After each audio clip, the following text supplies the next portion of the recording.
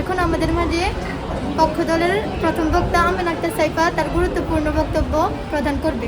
সামনে উপস্থিত সম্মানিত বিচারক মণ্ডলী, মাননীয় শিক্ষকবৃন্দু, সকলকে জানাই সালাম, আসসালামু আলাইকুম। এবং আমার প্রতিপক্ষ দলের বন্ধুদের জানাই আজকের বিতর্কের শুভেচ্ছা। আমি আমার দলের প্রথম বক্তা হয়ে আমার বক্তব্য রাখছি। যুক্তিসঙ্গত কারণে আমি এবং আমার দলের পক্ষে অবস্থান করছি। আজকের বিতর্কের বিষয় হলো সম্পদের অভাব নয়, অতিরিক্ত জনসংখ্যাই প্রধান সমস্যা। সম্পদ সীমিত, জনসংখ্যা অসীম। সমস্যার মূল এখানেই। জনসংখ্যা নিয়ন্ত্রণ উন্নয়নের প্রথম শর্ত। সম্পদ আছে যথেষ্ট, জনসংখ্যাই আসল কষ্ট। সম্পদের নয় অভাব, জনসংখ্যাই আসল কষ্ট। সীমিত, কিন্তু জনসংখ্যা ক্রমাগত বাড়ছে, ফলে চাহিদা ও সরবরাহের মধ্যে বড় ধরনের সমস্যা সৃষ্টি হচ্ছে। অতিরিক্ত জনসংখ্যার কারণে খাদ্য, বাসস্থান ও শিক্ষার উপর চাপ সৃষ্টি হয়, যা সমাজে দারিদ্র্য ও বেকারত্ব বাড়িয়ে দেয়। যদি জনসংখ্যা নিয়ন্ত্রিত থাকতো তাহলে বর্তমান সম্পদ দিয়ে মানুষের মৌলিক চাহিদা পূরণ করা সম্ভব হতো। এই বলে আমি আমার বক্তব্য সমাপ্ত করি। আমাদের মাঝে এত সুন্দর বক্তব্য প্রদান করার জন্য এখন আমাদের মাঝে বক্তব্য প্রদান করবে বিপক্ষ দলের প্রথম বক্তা খাদিজা ফাহিয়া।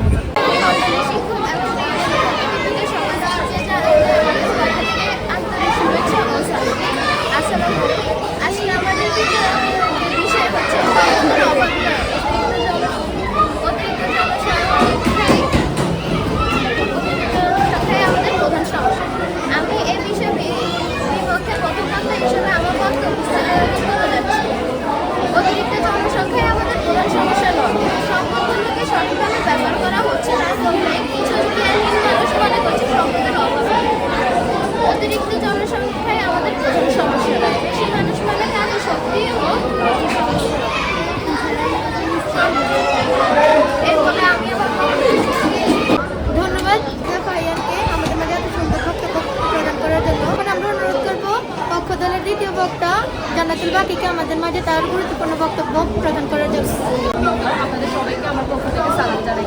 আমি পক্ষ দলের দ্বিতীয় বক্তা হিসেবে বক্তব্য রাখছি। আজকে আমাদের বিষয়বস্তু হলো সম্পদের অভাব নয়, জনসংখ্যার প্রধান সমস্যা। আমাদের দেশে অতিরিক্ত জনসংখ্যার ফলে বিভিন্ন সমস্যা হয়ে থাকে, যেমন বেকারত্ব বৃদ্ধি। আমাদের দেশে জনসংখ্যা বেশি হলে চাকরির চাহিদা বেড়ে যায়, কিন্তু সেই অনুযায়ী কর্মসংস্থান বাড়ে না, ফলে বেকারত্ব ও দারিদ্রতা বেড়ে যায়। আমাদের দেশে শিক্ষা ও চিকিৎসার সমস্যা রয়েছে, যেমন বেশি জনসংখ্যার কারণে স্কুল, কলেজ, হাসপাতাল ইত্যাদি পর্যাপ্ত পরিমাণে হয় না, ফলে সবাই ভালো সেবা পাচ্ছে না। এর পাশাপাশি খাদ্য সংকট রয়েছে। আমাদের দেশে কৃষি জমি সীমিত, কিন্তু মানুষ বাড়ছে না। মানুষ বাড়ছে, তবে খাদ্য উৎপাদন বাড়ছে না। জনসংখ্যা হলো এমন একটি জিনিস যা যদি জনসংখ্যাতে পরিণত হয় তবে আমাদের দেশের জন্য উন্নতি হতে পারে। এ বলে আমি আমার বক্তব্য শেষ করছি। ধন্যবাদ জান্নাতুল বাকিকে আমাদের মাঝে সুন্দর বক্তব্য প্রদান করার জন্য। এখন আমরা অনুরোধ করবো বিপক্ষ দলের দ্বিতীয় বক্তা আরিফা জাহানকে। আমি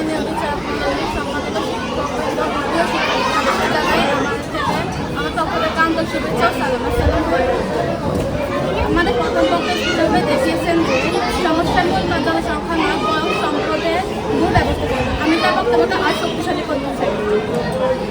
এছাড়াও আমি আরও দুটো দিক তুলে ধরতে চাই। প্রথমত, জনসংখ্যা বেশি হলে বেশি জনশক্তি, যা অর্থনীতিকে আরও সমৃদ্ধ করে।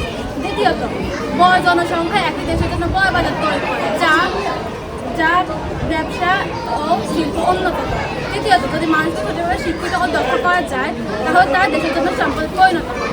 পক্ষ দলের প্রধানমন্ত্রী বলেছেন জনসংখ্যা আসল কষ্ট, আসল সমস্যা। আমার একটা প্রশ্ন আপনাদের কাছে, জনসংখ্যা কীভাবে কষ্ট ব্যাখ্যা করবে? জনসংখ্যা কীভাবে কষ্ট ব্যাখ্যা করে, আসল কষ্ট ব্যাখ্যা করবে? এটি কোনো প্রয়োজন না। আমি একটি বাস্তবতা হিসেবে বিশ্বের দুটি দেশের কথা বলতে চাই। প্রথমত, জাপান একটি ছোট দেশ হলেও এটি কিন্তু বিশ্বের অন্যতম উন্নতশীল দেশ। তাদের জনসংখ্যা তুলনামূলক বেশি, কিন্তু তারা প্রযুক্তি, পরিকল্পনা এবং দক্ষ ব্যবস্থাপনার মাধ্যমে সবকিছু নিয়ন্ত্রণ করছে। এটা দেখা যায় সমস্যা জনসংখ্যা নয়, বরং ব্যবস্থাপনা। দ্বিতীয়ত, সিঙ্গাপুর, যেটি খুব ছোট একটা দেশ কিন্তু উন্নতশীল। তাদের প্রাকৃতিক সম্পদ কম থাকা সত্ত্বেও তার শিক্ষা ও প্রযুক্তি দিয়ে আজ এত উন্নতি হয়েছে। এটা আবার গ্রহণ করে যে সম্পদের অভাব নয়, বরং দক্ষতা গুরুত্বপূর্ণ। এছাড়াও আমরা যদি আমাদের দেশের কথা বলি তাহলে আমাদের দেশে দেখা যায় যে আমাদের দেশে গার্মেন্টস শিল্প লাখ লাখ মানুষ কাজ করে দেশে অর্থনৈতিক গুরুত্বপূর্ণ অবদান রাখছে। তাই বলা যায় জনসংখ্যা সমস্যা নয়, বরং বড় একটা শক্তি হতে পারে জনসংখ্যা। এখন আমি বিপক্ষ দল থেকে পক্ষ দলের কাছে তিনটে প্রশ্ন রেখে দিতে চাই। প্রথমত, একটা উন্নত দেশ বেশি জনসংখ্যা নিয়েও সফল, এটি কীভাবে ব্যাখ্যা করবে? দ্বিতীয়ত, মানুষ যদি সম্পদ হয় তাহলে জনসংখ্যা কেন সমস্যা হবে? তৃতীয়ত, শুধু জনসংখ্যা দায়ী করা যুক্তিযুক্ত? ধন্যবাদ। ধন্যবাদ পারিবা জাহানকে আমাদের মাঝে এত সুন্দর বক্তব্য প্রদান করার জন্য। এখন আমরা পক্ষ দলের দলনেতা এবং তৃতীয় বক্তাকে অনুরোধ করবো তার মূল্যবান বক্তব্য প্রদান করার জন্য। উপস্থিত সম্মানিত বিচারক মণ্ডলী, মাননীয় মডারেটর, সম্মানিত শিক্ষকবৃন্দ, সকলকে জানাই সালাম, আসসালামু আলাইকুম। এবং আমার প্রতিপক্ষ দলের শিক্ষার্থীদেরকে আগেই আমার প্রথম বক্তায় শুভেচ্ছা জানিয়েছি এবং আমার তরফ থেকে আরেকবার শুভেচ্ছা। আজকের বিতর্কের বিষয় হলো সম্পদের অভাব নয়, অতিরিক্ত জনসংখ্যাই আমাদের প্রধান সমস্যা। যুক্তিসঙ্গত কারণে আমি এবং আমার দলের পক্ষে অবস্থান করছি। আমি আমার দলের তৃতীয় বক্তা দলনেতা হয়ে আমার বক্তব্য রাখছি। মাননীয় মডারেটর, বাংলাদেশ বিপুল পরিমাণে জনসংখ্যার দেশ, কিন্তু এই জনসংখ্যাকে যদি জনসম্পদে পরিণত না করা হয় তবে সম্পদের উপরে কোনো দোষ আসার কথা না। মাননীয় মডারেটর, আমাদের প্রতিবেশী রাষ্ট্র ভারতে বিপুল পরিমাণে জনসংখ্যা হওয়ার পরেও তারা জনসম্পদে পরিণত করেই তারা সফল হচ্ছে, কিন্তু তাদের সম্পদও সীমিত। আমাদের বাংলাদেশের সম্পদ সীমিত আছে। যদি আমাদের বাংলাদেশের জনসংখ্যাকে জনসম্পদে পরিণত করা হতো তবে বাংলাদেশ উন্নত দেশদের মধ্যে একটি জায়গা করে নিতে পারত।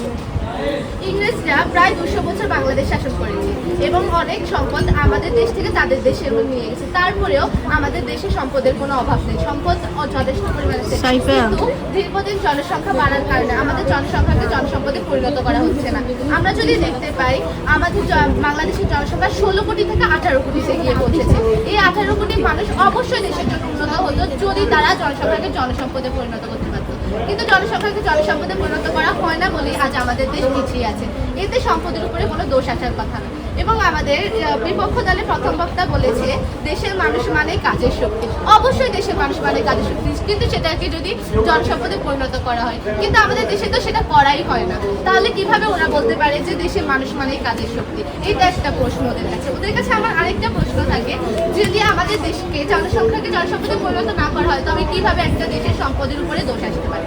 মাননীয় মডারেটর, আমরা যদি দেখি ভারত, যুক্তরাষ্ট্র, ফ্রান্স এরকম দেশের মধ্যে বিপুল পরিমাণে জনসংখ্যা, কিন্তু তারা আমাদের বাংলাদেশের প্রচুর পরিমাণে উন্নত, কিন্তু বাংলাদেশ উন্নত পর্যায়ে যেতে পারছে না শুধুমাত্র জনসংখ্যার ফলে। এই জনসংখ্যাকে যদি জনসম্পদে পরিণত করা হতো অবশ্যই বাংলাদেশ উন্নত দেশদের কাতারে পড়তো। আমরা দেখতে পাই 2016 সালে সরকার কিছু বেসরকারি এবং সরকারি উদ্যোগ গ্রহণ করেছে এই জনসংখ্যা নিয়ে। সেই জনসংখ্যার উদ্যোগগুলো যদি ভালো করে মানুষের মধ্যে আয়ত্ত করা হতো তবে আসলে এই বাংলাদেশ এটাও নিচু পর্যায়ে থাকতো না, তারা অবশ্য উন্নত পর্যায়ে থাকতো। এর মধ্যে বেসরকারি কিছু উদ্যোগ হচ্ছে যে বাল্যবিবাহ রোধ করা, আরেকটা খুবই ভালো একটা স্লোগান যে 2টি সন্তানের বেশি একটি হলে ভালো, কিন্তু আমরা সেটা কোথাও দেখতে পাই না, সাইনবোর্ডে দেওয়া আছে। আমরা সোনাইপুরে নানা জায়গায় যাই, কিন্তু ওইখানে কি আমরা একটু দেখতে পাই যে সাইনবোর্ডে দেওয়া আছে এই কথাটা? তাহলে কিভাবে আমরা বলতে পারি সম্পদই হচ্ছে আসল সমস্যা? অফকোর্স জনসংখ্যাই হচ্ছে আসল সমস্যা। আমি তো আমার প্রতিপক্ষের কাছে প্রশ্ন দেখেছি, আশা করি তারা আমাদের এই প্রশ্ন উত্তর দেবে। এবং আমি আবার বলতে চাই ওরা আমার কাছে জনসংখ্যা কিভাবে কষ্ট? জনসংখ্যা অবশ্যই কষ্ট হয় যদি সেটা জনসম্পদে পরিণত না হয়। যদি জনসম্পদে পরিণত হয় তবে সেটা কোনোভাবেই দেশের উপরে কষ্ট হতে পারে না, কিন্তু আমাদের দেশে তো তা করাই হয় না। যে এই জন্যই বলা হয় যে জনসংখ্যাই আসল কষ্ট। আমার প্রথম বক্তা বলে গেছে যে সম্পদ আছে যথেষ্ট, জনসংখ্যাই আসল কষ্ট। আমার মতে এই কথাটাই আমি আমার বক্তব্য এখানে শেষ করছি। ধন্যবাদ পক্ষ দলের দলনেতা এবং তৃতীয় বক্তা নুসরাত জাহান তাবাসসুমকে তারা এত সুন্দর বক্তব্য আমাদের মাঝে প্রদান করার জন্য। এখন আমরা বিপক্ষ দলের দলনেতা এবং তৃতীয় বক্তাকে অনুরোধ করবো, নরিন তাসলিম মুগ্ধকে অনুরোধ করবো তার বক্তব্য পেশ করার জন্য। মাননীয় বিচারক মণ্ডলী, শিক্ষকবৃন্দ ও প্রিয় শিক্ষার্থী সবাইকে জানাই আবার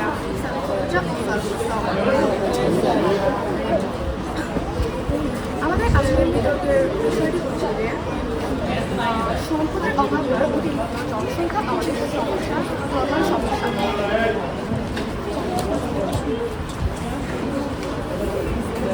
আরেকটু বলতে চাই, অতিরিক্ত জনসংখ্যা যদি অতিরিক্ত জনসংখ্যা আমাদের প্রধান সমস্যা নয়।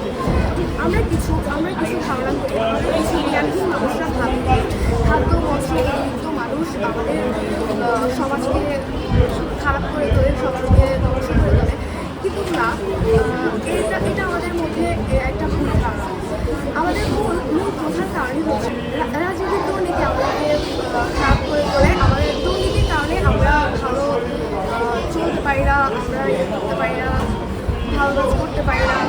জনসংখ্যা বৃদ্ধি আমাদের কোনো খারাপ কাজ না। পক্ষে প্রথম দেশের মানুষ মানে কাজের শক্তি, যেটা বলেছিল আমাদের, আসলে দেশের মানুষ মানে কাজের শক্তি। কারণ দেশের মানুষ যদি না থাকতো আমরা যুদ্ধ করতে পারতাম না। আমাদের দ্বারা কখনো যুদ্ধ করা যায় না। আমরা যে 1971 সালে স্বাধীনতা অর্জন করেছি তা আমরা দেশের মানুষরাই অর্জন করেছি। দেশে যদি আপনার 50 জন মানুষ থাকতো, এই যুদ্ধটা কি পাকিস্তানের সাথে করা সম্ভব হতো? দেশে অধিকাংশ জনসংখ্যা থাকার কারণে এই যুদ্ধটা করা সম্ভব হয়েছে। আর দেশের মানুষ হচ্ছে অর্থনৈতিকভাবে দেশকে আরও উন্নতিশীল করে তোলে। দেশে যদি মানুষ না থাকতো, অর্থনৈতিকভাবে দেশ কখনো উন্নতিশীল হতো না। বিদেশ থেকে যে টাকাগুলো প্রবাসীরা পাঠায়, এগুলো আমাদের দেশে অর্থনৈতিকভাবে অনেক সাহায্য করে। যদি দেশে মানুষই না থাকতো, তাহলে আমাদের দেশ অর্থনৈতিকভাবে কখনো উন্নতিশীল হতো না। দেশের মানুষহীন কখনোই চলা যায় না। জ্ঞানহীন মানুষরা মনে করে যে অতিরিক্ত মানুষই আমাদের সমাজকে নষ্ট করার মূল কারণ। কিন্তু অতিরিক্ত মানুষ না থাকলে দেশ চলতে সক্ষম হতো না। দেশ অবশ্যই উন্নতিশীল হতো না যদি দেশে যথেষ্ট পরিমাণ মানুষ থাকতো। আমরা যদি লক্ষ্য করি, আমি আমার বক্তব্য এখানে শেষ করছি। এখন আমাদের মাঝে যুক্তিখণ্ড করার জন্য পক্ষ দলের দলনেতা নুসরাত জাহান তাবাসসুমকে অনুরোধ করছি। আমি আসছি আবার আপনাদের মাঝে যুক্তিখণ্ডন নিয়ে।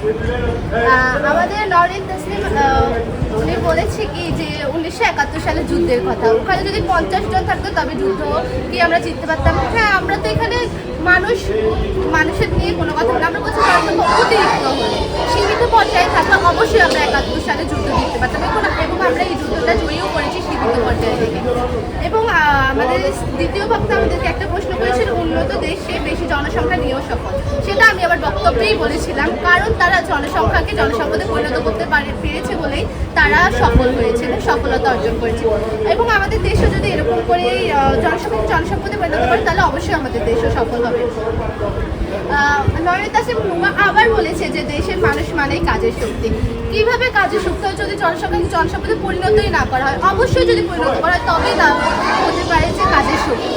মাননীয় মডারেটর আমাদেরকে আরেকটা কথা বলা হয়েছে যে মানুষ না থাকায় রাজনীতির কথা, কিন্তু আমাদের বিষয় রাজনীতি, আমাদের যে বিষয়টা আজকে বিতর্ক প্রতিযোগিতা ওখানে রাজনীতির কোনো আসারই কথা না। তো কেন এখানে রাজনীতির কথা আসলো? এটা আমি বুঝি নাই। আশা করি নওরিন তাসনিম নুমা আমাকে এটা বুঝিয়ে দিচ্ছে। তো আমি আমার যুক্তিখণ্ডন এখানেই রাখছি।